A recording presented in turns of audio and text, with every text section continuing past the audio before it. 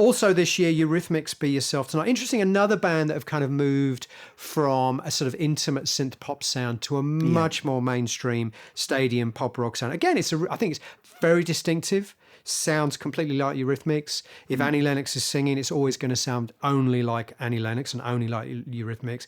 But again, they're a big this is kind of the peak of their mainstream success, I think. And it fits in with all of the other mainstream albums we're talking about, that this is kind of almost all killer big stadium pop. Yeah. I really like the intimacy of their first couple of albums, and I really like what they went on to do after this, Savage, which is quite a willful and strange album.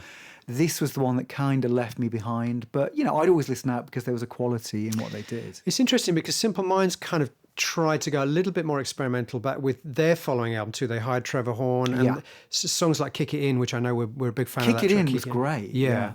So there was a sense of almost trying to reclaim a little bit of that edge with bands like Eurythmics, almost as if they acknowledged that this was about as mainstream as they ever wanted to get. Well, there was obviously something in the air that people were wanting big success. You know, so Eurythmics, Simple Minds, Collins, and clearly when Peter Gabriel makes So, you know, this album, which has taken quite some time for him in a way, it's again this almost precision-tooled commercial behemoth, you know, which a lot of these albums are. And then eventually they retreat. And it's like we were talking about 68, that some bands were retreating from psychedelia. It's like suddenly they thought, you know what, we're actually missing what we were.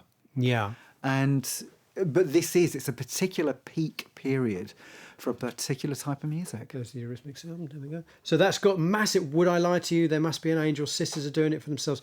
Yeah, I mean, almost a greatest hits album in its own right. Yeah, yeah.